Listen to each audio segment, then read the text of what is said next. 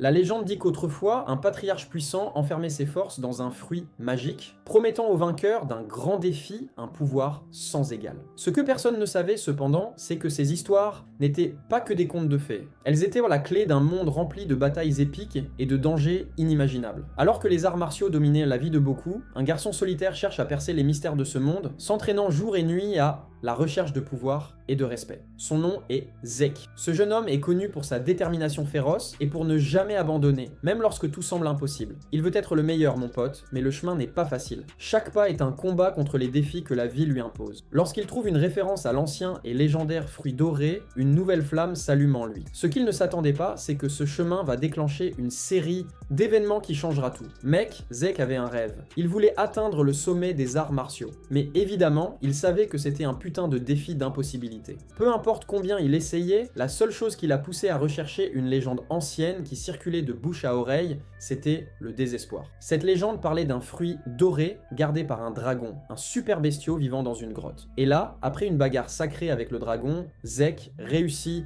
à attraper ce fruit. Il était choqué de voir que le fruit existait vraiment et se croyait le véritable conquérant assis sur le corps du dragon. Confiant, il se disait qu'en mangeant ce fruit, il deviendrait le maître des arts martiaux, le gars le plus badass de tous. Gilfus el Dragon. C'était le nom du type. Le RMC le plus fort que le monde ait jamais vu. Des décennies plus tard, Gilfus est sur son lit de mort, plein de rides et d'histoires, entouré de sa famille. Il voit son fils aîné, Gillian, à ses côtés. Gilfus, réalisant que le garçon est dans la déprime, lui dit d'être fort et de dire que c'est son heure. Guilherme, tout triste, est sur le point de perdre son père comme il a perdu sa mère. Alors qu'il est au bord de la mort, Gilfus comprend que toute cette histoire de fruits d'immortalité n'était que des balivernes. Mais au fond, il a trouvé un réconfort à avoir une femme et des enfants à appeler les siens. Il dit à tout le monde qu'il a bien vécu et qu'il n'a aucun regret, mais vous savez, c'était un sacré mensonge. Gilfus avait un goût amer de regret de ne pas avoir eu plus de temps pour réaliser son rêve. Puis, le gars ferma les yeux et, en les rouvrant, comme si rien ne s'était passé, choqué, il se demandait pourquoi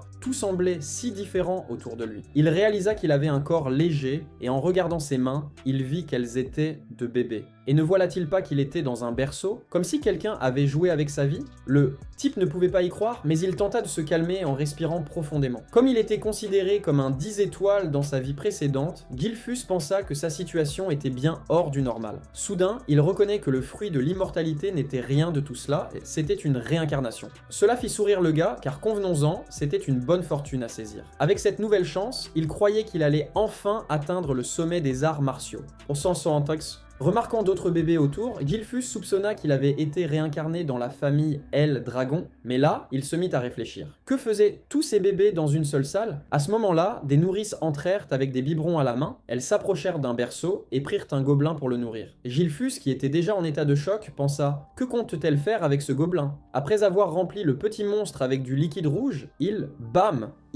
explosa. Du sang éclabousse Gilfus et la panique s'empare de lui, et il restait là à essayer de comprendre ce qu'il y avait dans le biberon. Les employés, ne perdant pas de temps, décidèrent de diluer un peu plus le mélange et continuèrent à le donner aux autres bébés. Et Gilfus fut rapidement attrapé par l'une des employées. Essayant encore de découvrir ce poison, il voyait clairement que le contenu du biberon ne ressemblait en rien à du lait, mais semblait débordant de magie, comme un truc vraiment fou. Le gars n'arrivait pas à croire que les employés donnaient en quelque chose d'aussi sinistre au bébé. L'une des employées lui enfonça le flacon dans la bouche et, après avoir pris une gorgée, Gilfus s'arrêta net et comprit enfin qu'il s'agissait de sang de dragon ancien. Il péta les plombs. Il ne pouvait pas être si fou au point de donner du sang de dragon à des bébés. Finalement, il devint clair pourquoi il diluait le mélange. Il voulut cracher cette saleté, mais se rappela qu'il en avait avalé un peu, sauf qu'il pensa qu'une petite quantité ne le tuerait pas, non? Il vit que les autres bébés crachaient aussi et décida que c'était le mieux à faire avant d'exploser lui aussi. Puis, tout à coup, il réalisa qu'il pourrait faire une erreur. S'il absorbait tout ce pouvoir magique, peut-être qu'il ne dépasserait son moi du passé et atteindrait la gloire. Sans vraiment comprendre ce qui se passait, mais décidé à profiter de la situation, il but tout dans le flacon avec un air en colère, comme prêt à montrer qu'on ne pouvait pas le déranger. Même l'employée était stupéfaite de voir que Gilfus, tranquillement, consommait du sang de dragon. Elle était tellement heureuse que les choses se passaient bien pour elle.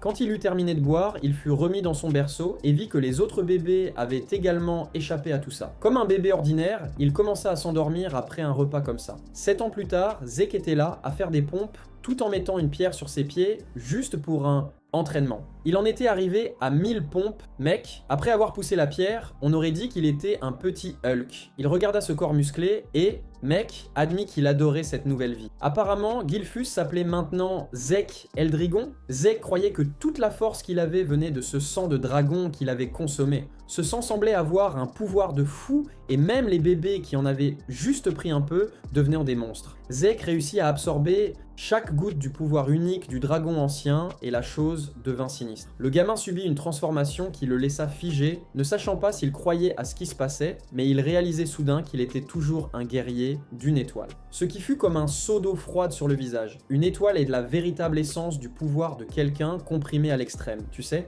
Imagine son corps comme l'univers, où les étoiles dansent ici et là. Mais tout le monde ne gère pas bien cette danse. Le problème est que plus il y a d'étoiles, plus la force est grande et ça devient de plus en plus sinistre. Dans sa vie précédente, Zek atteignit un rang de 10 étoiles, ce qui lui donna le titre de l'unique dans le coin. Cela faisait 7 ans depuis que Zek avait ressurgi en tant que fils du chef de la famille Eldritch Dragon, mais comme fils illégitime. C'est-à-dire, c'est le problème. Sa mère avait déjà passé l'arme à gauche et son père, aucune nouvelle, comme s'il était en vacances éternelles. Zek ne pouvait pas croire que son père était si insignifiant, plus étrange que la belle-mère. Apparemment, il s'était réincarné 1000 ans plus tard et le monde était devenu une malédiction où les faibles sont épuisés. Il y a même un rituel de ouf appelé le jugement du dragon, juste pour les bébés qui survivent au sang inexprimé. Le truc c'est que le gamin devait être entraîné comme guerrier dragon, mais il n'a même pas eu une petite leçon, tu comprends? Il essaie de poser quelques questions à la servante, mais elle ne peut que répondre qu'elle n'est autorisée à rien. Zek se confie à la servante, rappelant à la fille que ceux qui passent le test devaient s'entraîner. Mais personne n'est dans le mood. Il ne voit que des domestiques, et où est-ce l'instructeur? Ça tourne mal. La domestique agit comme une poupée, demandant s'il a besoin de quelque chose. Mais Zek est autonome et se concentre sur sa progression. Zika lui demande même si elle peut balancer des ragots sur les autres enfants de la famille, et devine quelle est la réponse. La même. Il essaie de manipuler la situation, mais la domestique, ferme comme un roc, ne dit rien. Frustré, Zek se demande si c'est tout ce qu'il peut savoir d'elle. Il s'interroge sur le fait d'être là pour être maltraité, et la domestique se défend, disant qu'ils ont seulement été envoyés pour servir le roi. Zeke remarque que la domestique a 3 étoiles, genre elle pourrait aider à l'entraînement, mais rien n'y fait. Il décide qu'il est temps de disparaître dans la forêt et réalise qu'il a passé 3 ans avec la domestique sans connexion véritable. Il attend une réponse, mais la domestique semble juste faire la sourde oreille dans une vibe d'indifférence. Dans la forêt, Zek commence à manger une poignée d'herbes vénéneuses qui ont un goût à faire pleurer le diable, mais il fait comme si tout allait bien. Puis il remarque une ombre étrange et se demande pourquoi quelqu'un le suivrait sans se montrer, je ne sais pas. Il ignore et se concentre sur le chemin jusqu'à tomber sur un sanglier en colère, et la brume noire du type qui le poursuit n'a rien à voir avec sa vie passée. Zek se montre au sanglier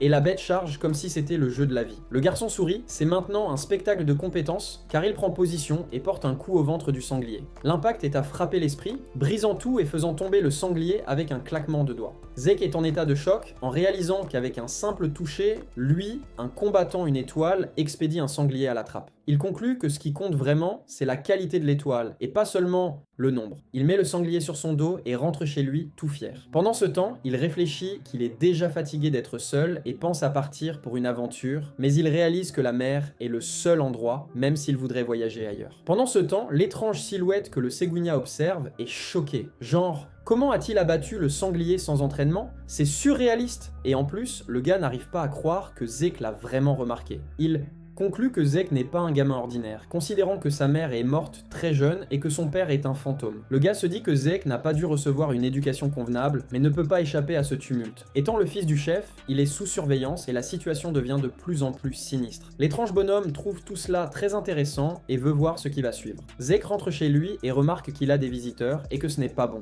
Il sent la force des visiteurs et se demande ce qu'ils veulent de lui. Genre, il ne comprend rien. Il marche vers la porte pour voir ce qui se passe et réalise qu'ils n'ont pas l'intention de l'assassiner. Enfin, il ouvre la porte et voit des hommes dans la salle qui demandent déjà ce qu'ils font là. Il remarque également que les hommes portent l'emblème du dragon L sur leurs vêtements, qui est comme un statut. Cela le rend encore plus curieux et il se demande ce qui se passe. À ce moment-là, les sections de soulagement. Homme révèle qu'ils sont venus le chercher parce qu'il doit passer un examen. Zek perd presque patience parce que, mec, personne ne m'a dit de cet examen. C'est le bordel. En quelques minutes, Zek est emmené à la maison principale. Il n'aurait jamais imaginé y retourner après 1000 ans. Que s'est-il passé? Il est habillé par des hommes en uniforme scolaire. C'est une confusion totale. Zé est emmené à la maison principale, non par luxe, mais pour fréquenter l'académie connue comme le NIT du dragon. Cette académie est celle de la famille, c'est le dragon et le rêve de tout né dans la famille. Le principe est que tous reçoivent une éducation en atteignant l'âge de 7 ans, Et aujourd'hui, c'est l'examen d'admission, mais notre gars, Zeke, pauvre type,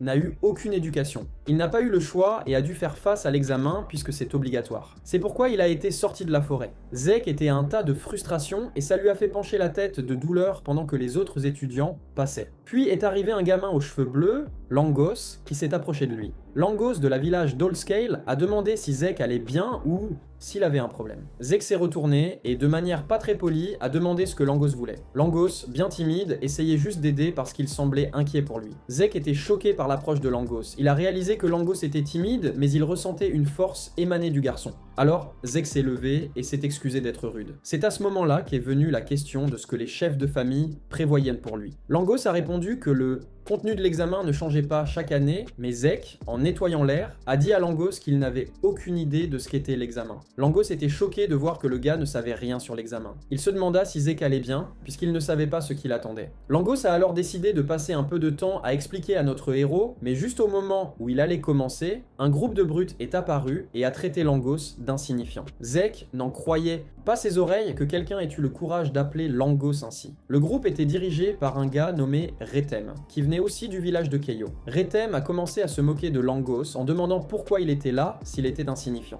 Langos, ne comprenant pas l'insulte, a répondu qu'il était venu pour l'examen et a reçu un cri de Retem. Retem a déclaré que Langos était de la merde et qu'il ne rentrerait jamais à l'académie. Il s'est même amusé à faire des blagues sur Zeke, se moquant du fait que son père était un dragon de contrefaçon. Zeke a remarqué que Langos avait un air furieux, le gamin avec un poing serré. Apparemment, la famille L Dragon avait une hiérarchie rigide, dirigée par un monarque. Les nouveaux arrivants étaient appelés des petits dragons et les soldats normaux des jeunes dragons. Les capitaines étaient considérés comme des dragons adultes et au sommet se trouvaient les anciens, l'élite connue sous le nom de dragons anciens. Mais il y avait encore un niveau à la base qui était comme les déchets, et ceux-là, ce sont les dragons de contrefaçon. Les dragons de contrefaçon étaient ceux qui n'avaient pas réussi à entrer dans le nid ou qui avaient échoué à l'académie. Langos voulait prouver que des gens comme lui n'étaient pas faux. À ce moment-là, Zeke a décidé d'intervenir dans la conversation et a demandé à Retem comment il savait que Langos était de la merde s'il n'avait même pas passé l'examen. Retem a été choqué par l'interruption de Zeke et a demandé qui il était. Zeke a répondu qu'il était tranquille, mais qu'il voulait savoir pourquoi Retem croyait que Langos ne serait pas accepté. Retem a rétorqué que Langos était faible. Zeke a été choqué et a tout de suite rétorqué que Langos était plus fort que lui et sa bande de déchets.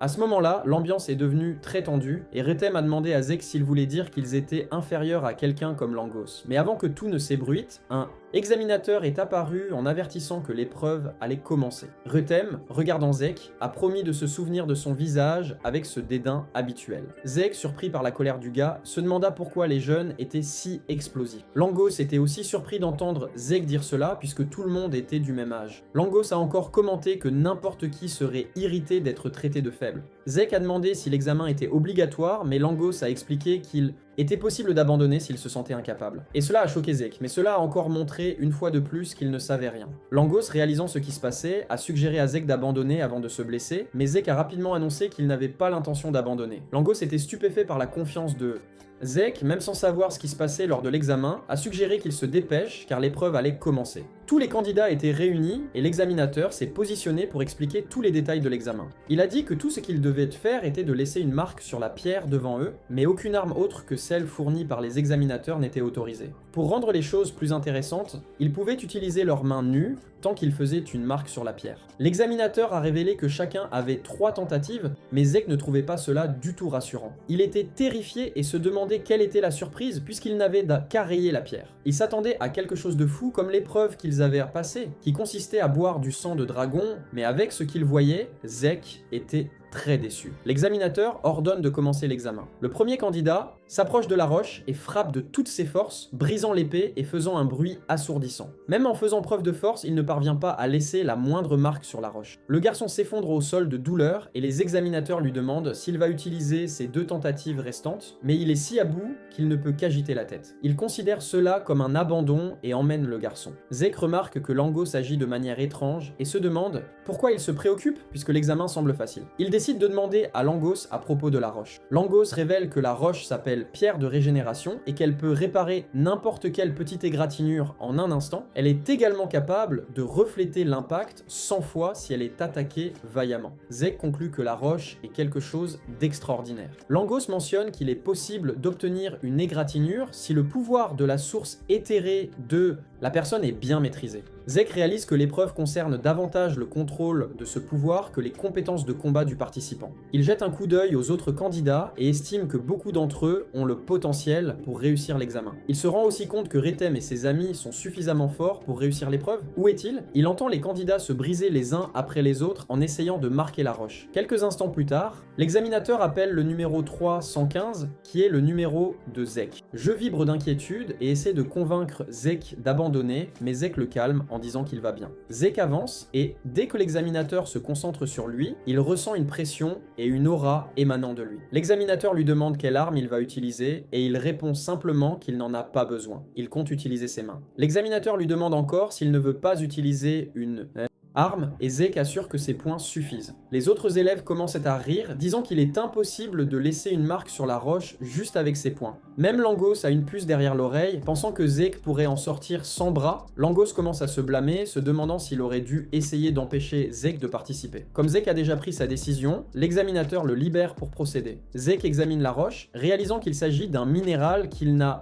jamais vu. Il pense que cela doit s'être formé il y a 1000 ans. Il se rend également compte qu'il y a encore beaucoup de choses qu'il ne sait pas, mais décide de laisser cela de côté pour plus tard. Zek s'enthousiasme, prêt à frapper la roche avec toute la puissance qu'il peut rassembler, même si cela doit suffire pour faire ce qu'il veut avec la roche. La technique qu'il choisit est la technique de combat du tueur de dragons. Une aura jaune brillante apparaît autour de son corps et de son bras tandis qu'il se dirige vers la roche. L'impact brise le sommet de la roche en 1000 morceaux, produisant un énorme bruit et soulevant un nuage de poussière. Tout le monde est choqué, mais tandis que la foule ferme les yeux, l'examinateur est là.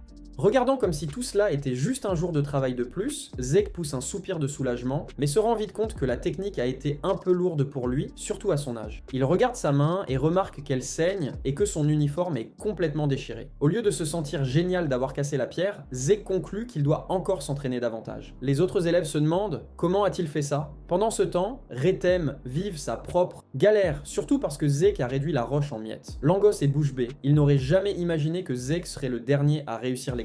Même l'examinateur est sous le choc, pensant que seul quelqu'un avec 4 étoiles ou plus aurait dû casser cette pierre. Comme Zek est un fils légitime, l'examinateur se demande s'il a hérité d'un quelconque pouvoir de sa famille. Il se rend compte qu'il a déjà vu cette technique ailleurs. Zek s'approche de l'examinateur et lui demande comment il s'est débrouillé. L'examinateur dit qu'il a réussi et lui tend une bouteille contenant un liquide vert. Zek demande ce qu'il y a dans la bouteille, mais l'examinateur junior se contente de le regarder avec haine et lui dit de s'éloigner. Zek pense que la bouteille est une récompense pour avoir réussi le test. Il se dirige vers Langos qui fait l'éloge de la performance du fou. Zek en profite pour demander à propos de la bouteille et Langos explique qu'il s'agit d'une potion de guérison. Zek est même un peu confus, et Langos mentionne qu'il s'agit d'une potion de guérison classique. Zek jette un second regard et se rend compte que la substance ne ressemble pas à du poison. Il commence à penser que peut-être cette potion est en réalité un élixir. Un élixir, se souvient-il, est fait de matériaux extrêmement rares mélangés avec des herbes de royaumes cachés. De plus, des noyaux d'élixir purs provenant de bêtes divines et fantasmagoriques sont inclus. Boire un élixir guérit instantanément les blessures et augmente le pouvoir de celui qui le prend. Le raffiner est un défi, car ses ingrédients sont compliqués à trouver. C'est pourquoi il apparaît si rarement. Zek boit la potion de guérison et comme prévu, ses bras déchirés reprennent leur état normal. Zek est choqué et réalise que la potion est en fait un élixir. Frangos n'a aucune idée de ce qu'est un élixir, mais pense que ces potions de guérison étranges sont beaucoup plus efficaces que celles des magasins. Pendant ce temps, Zek est complètement sous le choc, car toutes ses blessures ont disparu sur le champ. Mais alors, il se rend compte qu'il n'y a pas eu cette explosion de pouvoir qui se produit toujours quand il boit un élixir. Langos félicite Zek en disant qu'il est vraiment impressionnant, mais Zek n'y croit pas. Il jette un œil à la bouteille et se dit que c'est juste le meilleur que les humains ont réussi à créer en 1000 ans. Langos rappelle à Zek qu'il est assez fort, et Zek mentionne déjà qu'il veut être le plus fort, donc il n'est pas surpris. Rapidement, Retem et sa bande de brutes passent le test, et bien sûr, ils réussissent tous. Zek n'est absolument pas surpris par cela, car il était déjà sûr qu'ils allaient réussir. Et finalement, c'est le candidat 414 qui est appelé. Et qui apparaît? Langos. En descendant les escaliers, Zek remarque que Langos est nerveux et lui donne un petit coup de pouce en disant qu'il doit rester calme. Langos. regarde Zeke et lui dit d'arrêter de mettre la barre si haute. Quand Langos arrive au test, il prend une épée et Zeke se demande quelle stratégie c'est. Langos prend une profonde inspiration et tente de frapper la roche, mais bien sûr, il ne fait aucune égratignure et tombe même. L'examinateur, comme toujours, dit qu'il lui reste encore 2 essais. Langos se relève pour essayer à nouveau, mais le résultat est le même. Il fond en larmes, pensant s'il va échouer comme les brutes l'ont dit. Comme prévu, Rétem et sa bande rigolent déjà de lui, commentant que le gars de Mi-Dragon sera toujours juste à moitié. Il lui demande même de renoncer, lui rappelant que Zeke avait dit que quelqu'un d'aussi faible que Langos est plus fort que lui. L'examinateur avertit. Langos, qui a encore une chance, demande s'il veut essayer à nouveau. Langos commence à bégayer et tombe dans l'obscurité totale. Soudain, la voix de Zeke apparaît dans l'obscurité en demandant ce que fait Langos. Langos est confus et Zeke lui suggère d'utiliser une lance au lieu de l'épée. Langos est encore en train de jongler avec cet échange et Zeke en vient à dire qu'il parle sérieusement. Zeke passe un savon à Langos pour avoir utilisé une arme qui ne lui convient pas et dit que peu importe combien de fois il essaie, il ne pourra pas blesser la pierre avec l'épée. Rétem et les amis commencent à rire de Zeke, disant que Langos a toujours utilisé une épée depuis qu'il est petit et n'a jamais pris de lance. Bien sûr, ils pensent que Langos va continuer à être le même perdant, même s'il change d'arme. Zeke demande à l'examinateur s'il peut changer d'arme pour le test. L'examinateur dit qu'il n'y a pas de problème pour cela. Zeke sourit à Langos et lui dit qu'il peut utiliser la lance sans souci. Zeke se met dans l'ambiance d'un coach motivant, demandant à Langos s'il est prêt à ne pas sortir comme un perdant, mais Langos ne l'est pas. Langos se lève et annonce qu'il va suivre la suggestion de Zeke et essayer d'utiliser une lance. Le père de Langos n'a jamais eu la chance d'entrer dans le nid du dragon et a toujours été moqué. Pourtant, il n'a jamais abandonné et a toujours fait de son mieux pour son fils. Pour tout ce que son père a fait, Langos est déterminé à prouver que ce n'est pas de la fausse modestie. Il se souvient que Zeke a dit que cela ne servirait à rien s'il continuait avec l'épée. Langos ne connaît pas Zeke depuis longtemps, mais décide de lui faire confiance. Mais il n'a aucune idée de comment utiliser la lance et Zeke lui dit simplement de pousser droit. Zeke l'encourage à ne pas trop réfléchir, il suffit de faire. Langos sait qu'il est impossible pour un novice de la lance de toucher la pierre et de lui causer des dégâts, mais il ne saura jamais si cela ne tente pas. Même sans bien connaître Zeke, il choisit de lui faire confiance parce que Zeke croit en lui. Langos prend position et sent que l'énergie de la source éthérée circulant dans son corps est différente de ce qu'il ressentait avec l'épée. Langos y va à fond et touche la pierre. Une énorme onde de choc fait rire Rétem et la bande, disant qu'il n'y a eu aucun changement malgré le changement d'arme, mais de près, il réalise que Langos a vraiment réussi. Il reste bouche bée. Et même l'examinateur n'en revient pas que Langos a percé la pierre avec la lance. Zeke est tout fier et applaudit Langos. Langos a du mal à croire ce qu'il voit lorsque l'examinateur note qu'il a réussi le test. Il demande à nouveau pour confirmer, mais Zeke l'enlace par derrière, assurant que ça a marché,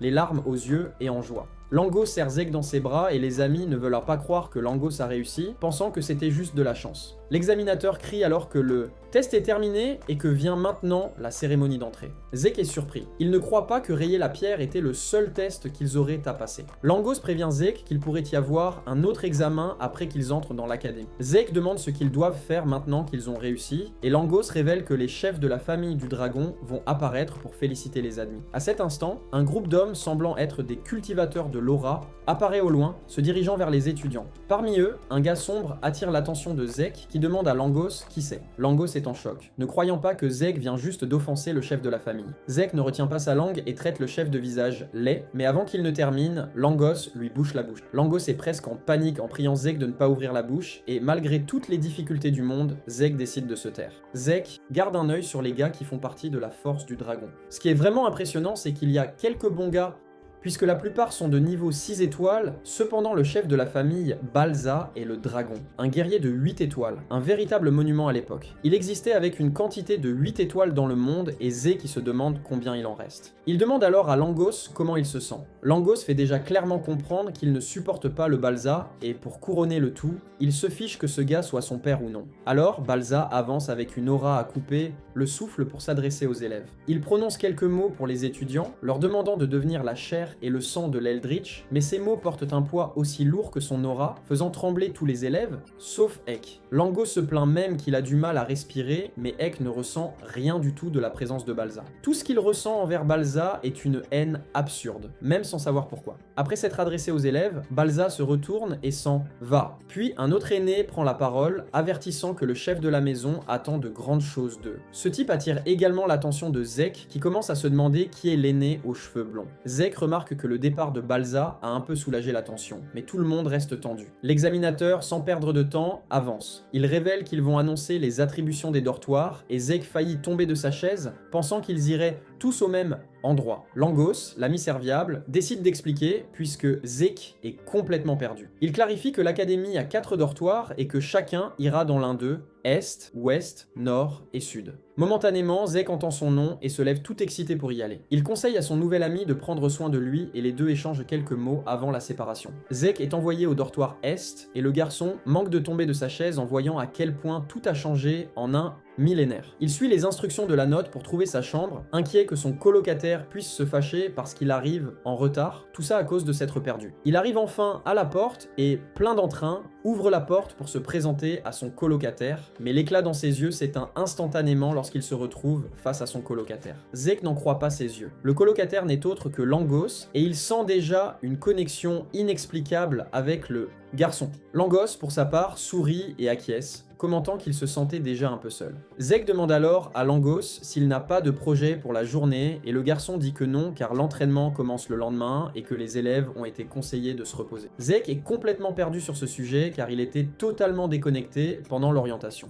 Il sourit en l'admettant, mais Langos pense que ce n'est pas une source de fierté. Langos fait comme si rien de tout, cela n'avait été dit et suggère qu'ils dorment un peu parce que demain, l'entraînement va être lourd. On dirait qu'au départ, Zeke avait pensé à quitter l'école et partir à l'aventure, mais les nouvelles choses qu'il a vues depuis son arrivée ont attiré son attention. Il décide de rester juste un peu plus longtemps pour en apprendre davantage sur le monde. Après 1000 ans dehors, un mois plus tard, la jeunesse fait face à un entraînement intensif avec le tuteur. Ils essaient de maîtriser la respiration du dragon qui a été créée par le chef de maison, le dragon. Le tuteur explique qu'ils doivent maîtriser cette technique pour l'utiliser dans n'importe quelle situation. Il circule dans le groupe, observant les jeunes. Il remarque que certains s'en sortent déjà bien, et l'une d'elles est Lika, la fille du chef. Il semble qu'elle soit déjà si affûtée qu'elle est classée 1-2 étoiles, mais il s'intéresse plus à Zeke. Alors que tout le monde se donne à fond pour apprendre, Zeke porte un bloc de pierre sur la tête, et tenant 2 haltères avec quelques blocs de pierre, le tuteur commence à réaliser que Zeke a hérité du pouvoir du chef. Sauf qu'il se demande comment le gamin parvient à tout dominer sans aucun professeur à proximité. Le professeur reste dans le doute, mais n'arrive à aucune conclusion. Pendant ce temps, Zeke réfléchit à la façon dont sa technique de respiration, la respiration du roi dragon, a été adaptée et est devenue la respiration du dragon. Il comprend que ces techniques sont des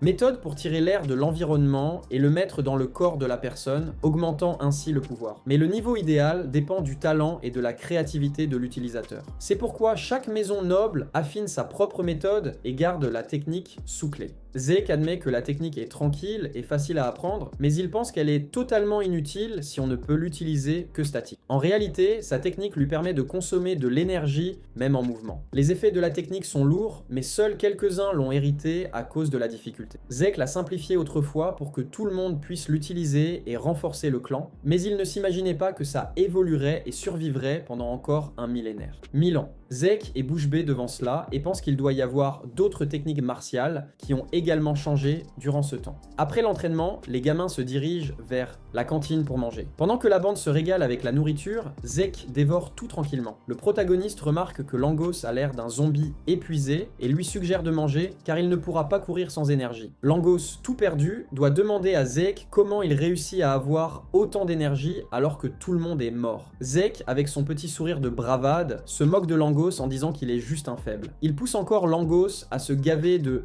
nourriture et à s'entraîner comme un homme. Pendant qu'il fait ce show, Zeke remarque que quelques enfants qui se prennent pour des durs sont en train de dévorer sa nourriture. Alors, tout à coup, Laika apparaît et Zeke, super curieux et sans aucune honte, lui demande qui elle est. Langos faillit s'étouffer avec sa nourriture en entendant cela et court chuchoter à l'oreille de Zeke. Il explique que Laika est la fille du chef et Zeke, sans savoir quoi que ce soit, commente juste qu'il était complètement paumé. Langos est sur le point d'exploser de nervosité, chuchotant qu'il ne devrait même pas être en train de discuter avec Laika. Zeke regarde Langos avec un air indifférent et dit qu'il est aussi le fils du chef, même s'il est l'illégitime de l'histoire. Langos et Laika sont choqués, la bouche bée, et Laika lui demande s'il parle sérieusement. Zeke répond tout calmement qu'il n'a pas de raison de mentir. Alors, Laika demande comment il a réussi à devenir assez fort pour briser une pierre de régénération juste avec ses mains. Laika est réellement intéressée, mais Zeke ne dit que c'est parce qu'il est juste un gars sympa. Zeke réalise que Langos est en transe et le rappelle, lui demandant de manger. Laika s'approche et demande si Zeke ne veut pas la rejoindre. Zeke est dans le flou et Laika, voulant qu'il devienne son sbire, affirme qu'elle sera sa soutien, puisqu'il est un fils illégitime et bien sûr aura besoin d'un allié. Laika veut que Zeke l'aide à devenir la prochaine chef et promet une généreuse récompense quand elle y parviendra. Elle dit cela avec une voix douce, mais il répond tranquillement qu'il n'en a pas envie. En entendant cela, Laika pense que Zeke a des ambitions de devenir le chef, alors il refuse. Pendant que Laika déverse ses idées folles, Zeke la regarde et réalise qu'elle est sur le point de se transformer en une véritable étoile, ce qu'il admire pour son âge. Zeke finit par lui dire qu'elle est libre de faire ce qu'elle veut puisqu'il n'est pas dans une histoire de famille. Laika est en état de choc et insiste, demandant ce que Zeke veut vraiment.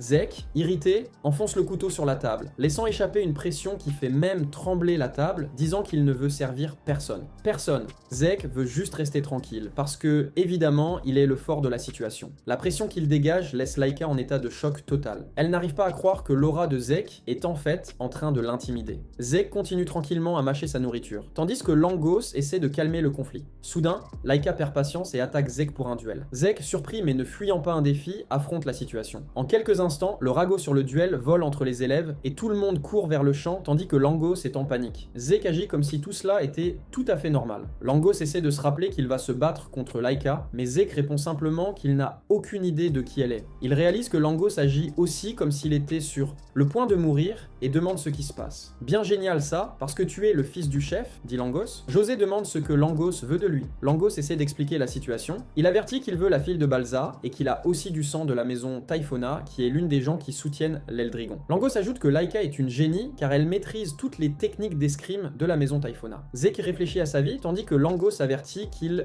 c'est juste qu'elle était la fille de Balza, mais qu'il n'est pas au courant. Zeke commence à rire, pensant que ne pas savoir apporte une adrénaline à toute la situation. Il voit cela comme quelque chose d'excitant, tandis que Langos avertit qu'il n'a aucune chance contre Laika. Langos se demande pourquoi il a accepté le défi, et Zeke répond qu'il était évident qu'on s'attendait à cela de sa part. Zeke se concentre sur Laika, pensant qu'elle est probablement plus prête pour le combat. Laika pousse alors un cri, disant à Zeke d'arrêter de raconter des balivernes, avec l'épée plantée dans le sol comme une vraie guerrière, en demandant s'il est prêt à apprendre quelques bonnes manières avec une adrénaline au maximum. Langos sort de l'arène pour laisser les deux s'affronter. Langos crie à Zeke de faire attention en s'en allant en courant. Maintenant qu'ils ne sont plus que deux, Zeke demande à Laika quelle est sa folie de vouloir se battre. Laika répond qu'elle veut être la chef de la maison, et pour cela, elle doit vaincre Zeke et faire de lui son subordonné. Zeke est choqué, pensant qu'il n'a rien à voir avec cela. Laika est surprise que Zeke soit si calme et lui demande s'il ne connaît pas la vérité sur sa famille, étant donné qu'il est un fils illégitime. Zeke allait expliquer qu'il le savait, mais Laika le coupe. Laika dit qu'en incluant Zeke, il y a 5 héritiers en compétition pour le poste de prochain chef, et Zeke est le seul qui n'a pas de sang des 4 grandes maisons d'Eldrigon. Le point principal est que toute maison qui produit le chef signifie qu'il tous s'efforce d'être les meilleurs à l'académie et se lance des pics. Il ne cherche qu'à s'attirer plus d'alliés. L'explication laisse Zeke totalement confus, mais il réussit à saisir l'idée. Laika tient à ce que Zeke sache qu'elle se bat pour garantir sa place et, sans perdre de temps, se rue sur lui. Elle est déterminée à vaincre Zeke et essaie de frapper avec son épée, mais le gars recule d'un pas. Soudain, Zeke esquive le coup, mais l'attaque de l'épée pulvérise le sol alentour. Laika ne va pas abandonner si facilement et se relève pour attaquer Zeke à nouveau. Elle agite l'épée frénétiquement, déversant de la puissance dans l'action. Les spectateurs sont impressionnés et louent son habileté avec l'épée, même si ce n'est qu'une des 3. Comme si elle pouvait entendre la foule encourager, elle intensifie l'attaque contre Zeke. Mais Zeke, tel un ninja, saute à travers l'arène, esquivant tous les coups. La bande là-bas est impressionnée par la force de Laika. Comme elle est la fille du chef, il parie que Laika va finir ce combat rapidement. Cependant, Laika commence à s'énerver parce que tout ce que Zeke fait, c'est sauter et esquiver les attaques. Zeke s'amuse à esquiver facilement ses coups, forçant la fille à essayer encore plus. Zeke fait un commentaire en louant le fait que Laika est vraiment rapide et que sa technique est super. Il ajoute qu'elle s'en sort mieux que de nombreux guerriers ordinaires d'une étoile. Laika, déjà pleine de colère, crie à Zeke qu'il devrait combattre au lieu de parler, car c'est ce que Laika veut. Zeke décide de donner un aperçu de sa force. Zeke esquive calmement un de ses coups et, dans un instant, frappe la fille en plein poitrine. Le coup est si puissant qu'il fait une onde de douleur parcourir son corps, la faisant cracher du sang. Laika tombe à genoux, pleine de douleur, et les autres étudiants sont choqués. Laika, la douleur l'envahissant, lève les yeux et demande à Zeke pourquoi elle ne parvient pas à le toucher, alors qu'elle devrait être meilleure que lui. Zeke admet qu'elle est est plus rapide que la plupart, mais révèle qu'elle n'est encore qu'une guerrière d'une étoile. Lika rétorque, rappelant qu'il est aussi une étoile. Zeke explique qu'il peut lire ses mouvements grâce à sa respiration, au tremblement de ses muscles et même au mouvement de ses yeux. De plus, il a beaucoup plus d'expérience qu'elle. Zeke dit, cela avec une arrogance qui pousse Lika à se relever à nouveau. Elle court vers Zeke encore une fois, épée à la main, prête à montrer qui est le boss. Mais même avec cette attaque surprise, Zeke esquive en faisant un saut acrobatique, ce qui laisse Lika dans une position vulnérable, et Zeke en profite pour la frapper directement contre le mur. Elle heurte le mur et un nuage de poussière couvre toute la zone. Les spectateurs sont choqués, se demandant si Lika a vraiment perdu. Langos, tout excité, Flair retourne vers l'arène et fait l'éloge de Zeke, disant à quel point il est incroyable, mais Zeke répond à Langos que le combat est encore en cours. Zeke est impressionné que Lika supporte encore le coup. Lorsque la poussière se dissipe, Lika semble lutter pour se relever, blessée, mais elle n'est pas prête à abandonner. Langos essaie de la prévenir d'arrêter car cela pourrait devenir pire pour elle. Zeke ordonne alors à Langos de reculer car les choses vont devenir sérieuses et il ne veut pas être responsable de quoi que ce soit. Jack se doutait déjà et réalise maintenant que Lika a atteint 2 étoiles. Lika se lève entourée d'une aura brillante. Les gens réaliseront pas rapidement que Lika a maintenant 2 étoiles. Le royaume des 2 étoiles est celui qui permet de projeter le véritable pouvoir de la source dans les arts martiaux. Cette projection est essentiellement ce qu'ils appellent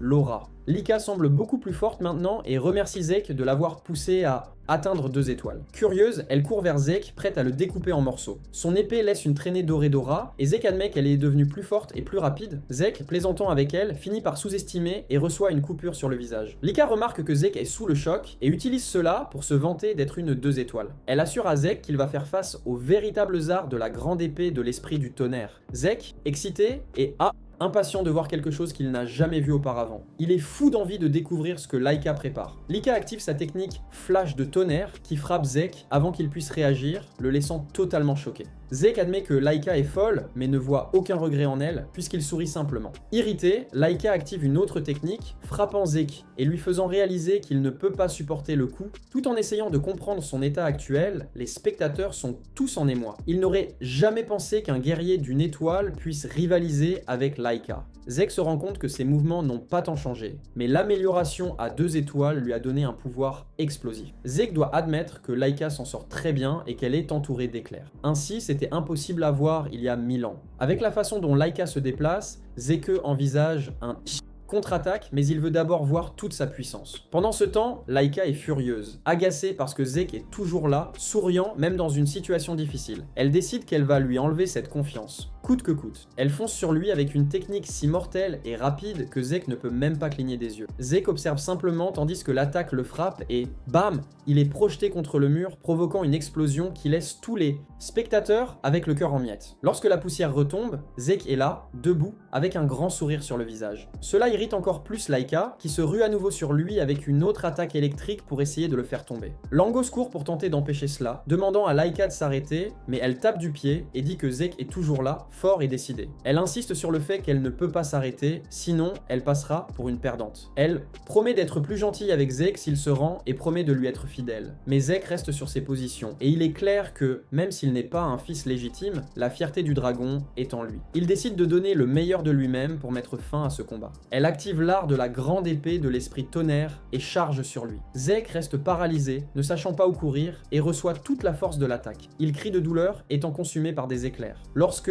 la poussière retombe à nouveau, Zeke s'effondre au sol, évanoui. Laika plante l'épée dans le sol, croyant que le combat est fini. À sa grande surprise, elle entend la voix de Zeke au loin disant qu'il a enfin compris comment les choses fonctionnent. Laika se retourne et la surprise augmente. Le corps de Zeke brille maintenant et il révèle qu'il peut utiliser l'électricité. Laika est sous le choc, se demandant ce qui se passe. Comment ce type réussit-il à utiliser l'électricité? Zeke est également surpris car il ne savait même pas quel genre d'être il était. Il s'approche de Laika, plein de fierté, disant qu'en réalité, il n'a aucune idée de comment cela s'est produit, mais qu'il a laissé être touché délibérément pour étudier le pouvoir de Laika. Et avant même d'y penser, il a réussi à activer cela. Même avec cette explication, Laika est confuse, pensant que cela ne semble pas impossible. Zeke sait juste que, pendant qu'elle le détruisait, il utilisait la respiration du roi, dragon pendant l'attaque, et l'énergie des éclairs a réagi à cela. Cela lui a permis d'accumuler de l'électricité, et rapidement, il s'est retrouvé à contrôler des éclairs. Zeke commente qu'il peut ne pas tout savoir, mais que Laika Laika a un corps particulier, puisque la grande art de l'épée est une technique familière. Il soulève le fait que peut-être tout son clan a cette même constitution et qu'il a appris une sacrée leçon,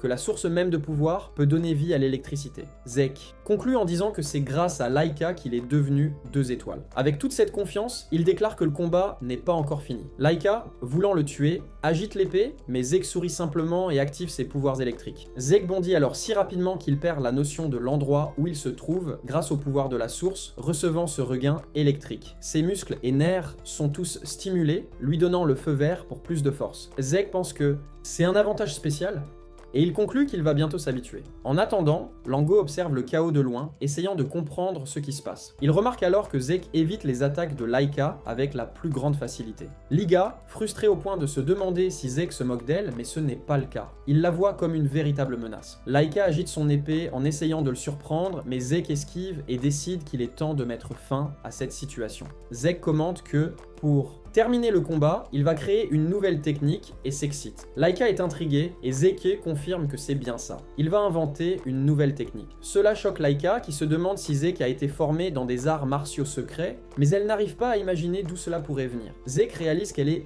complètement perdue et en profite pour avancer à grande vitesse. Il touche Laika avec sa nouvelle technique, les arts de Matanza de dragon, tempête de tonnerre, envoyant une combinaison surréaliste d'éclairs sur elle. Laika tombe à genoux et Zeke affiche un petit sourire en disant que le match est terminé. Laika est tellement dans le pétrin qu'elle ne peut même pas se tenir debout et finit par coller au sol. Elle se traîne vers son épée, ne croyant pas avoir perdu, voulant surpasser ses frères pour devenir la leader de la maison. Tout en se martyrisant, Zeke s'approche, disant qu'en réalité, elle a été une force de la nature, offrant un bon combat. Zeke mentionne qu'il aime apprendre des choses nouvelles et ne considère pas le temps de combat comme un gaspillage. Avec son grand sourire, il demande à Laika si elles auront une autre chance de se battre. En réalité, il veut faire un autre duel à l'avenir, mais pour l'instant, Laika est juste là, horrifiée et en état de choc. Quelques heures plus tard, Balza, le père de Laika, est dans un donjon éliminant des monstres comme s'ils étaient des fourmis, n'utilisant qu'un des arts de combat, Dragon. Il termine une horde de monstres comme il mange du popcorn. Pendant ce temps, le messager entre et apporte des nouvelles sur sa fille. Le messager informe que Laika est montée à 2 étoiles, mais Balza s'en fiche. Il essaie d'expliquer que c'est une grande réussite pour son âge et qu'avec cela, elle pourrait atteindre 5 étoiles avant de se former. Balza coupe court à la conversation, disant que le talent ne vaut rien s'il n'est pas utilisé. Il ordonne au messager de revenir uniquement lorsqu'il aura d'autres nouvelles sur quand elle utilisera vraiment son nouveau pouvoir. À ce moment-là, le messager informe Balza que Laika vient de perdre un combat et Balza déduit qu'elle a dû affronter un certain ennemi. Cependant, le messager révèle que celui qui a vaincu Laika n'est autre que son fils, le gîte Zek. Balza se souvient de Zek surtout à cause de sa mère. Il reconnaît que la mère de Zek avait du talent, mais il sait aussi qu'elle était déjà morte bien avant la naissance du garçon. Cela pousse Balza à se demander comment le gamin a réussi à acquérir les compétences pour vaincre un 2 étoiles. Le messager mentionne que le côté intéressant de la situation est que Zek a atteint 2 étoiles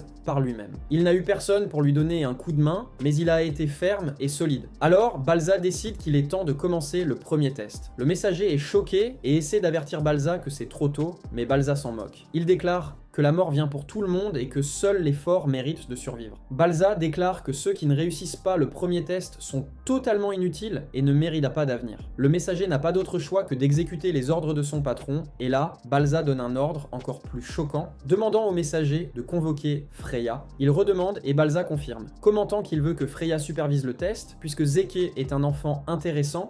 Le messager reconnaît l'ordre et s'en va, mais bientôt Langos laisse échapper son excitation à l'idée de voir ce que Zeke a en réserve pour plus tard. Zeke et les autres élèves sont sur le terrain d'entraînement suivant les instructions du professeur. Cependant, Zeke fait ses propres exercices, portant des pierres qui pèsent 5 fois son poids. Il se concentre sur la technique de respiration, tandis que le groupe s'exerce au souffle du dragon. Cette technique de respiration est simple pour lui, et il espère que les enfants arriveront à l'apprendre aussi. Langos remarque rapidement que la routine de Zeke est différente et lui demande s'il ne veut pas s'entraîner avec eux. Zeke, un peu confus, ne comprend pas ce que Langos demande et ce dernier mentionne l'entraînement des arts de combat dragon. Zeke, calmement, annonce qu'il a déjà appris, ce qui surprend Langos. Langos conteste car ils viennent juste d'enseigner cela et il est impossible qu'il l'ait déjà maîtrisé. Alors Zeke décide de donner quelques leçons sur son flux d'éther et, avec déséquilibre, Zeke lâche la pierre qu'il portait et se tourne vers Langos. Langos fait cela et Zeke le frappe par derrière, transmettant une bonne énergie éther. Zeke avertit Langos que ce qu'il ressent sang et la bonne canalisation. Langos sent rapidement la différence et remercie Zeke pour l'aide. C'est alors que Langos réalise que Zeke a vraiment bien réussi. Cependant, Zeke est en colère que Langos ait douté de lui. Langos tente de clarifier qu'il n'a pas compris Zeke. Il mentionne qu'il n'a jamais été enseigné par qui que ce soit d'autre que son père, c'est pourquoi il a toujours dû fournir des efforts. Pourtant, Zeke a déjà suffisamment de force pour vaincre Laika sans problème. Langos pense que les arts de combat du dragon sont juste ennuyeux pour Zeke, mais Zeke répond que ce n'est pas ça.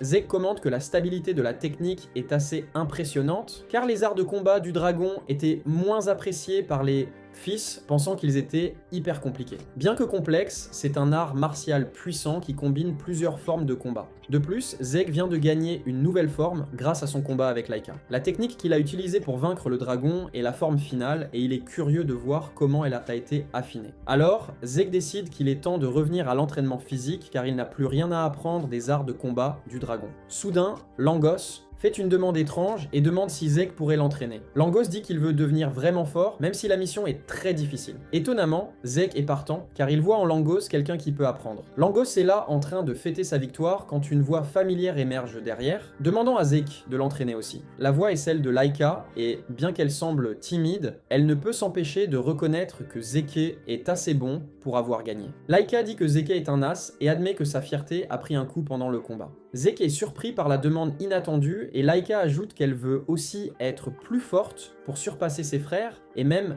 Zeke. Laika met de côté son ego et demande à Zeke de lui apprendre à devenir plus forte. Zeke met un peu de temps à répondre, laissant Laika dans le panique. Appréciez et commentez la prochaine partie dans les commentaires. De plus, n'oubliez pas de vous abonner, d'activer la cloche et de laisser un petit like. Merci d'avoir regardé et à la prochaine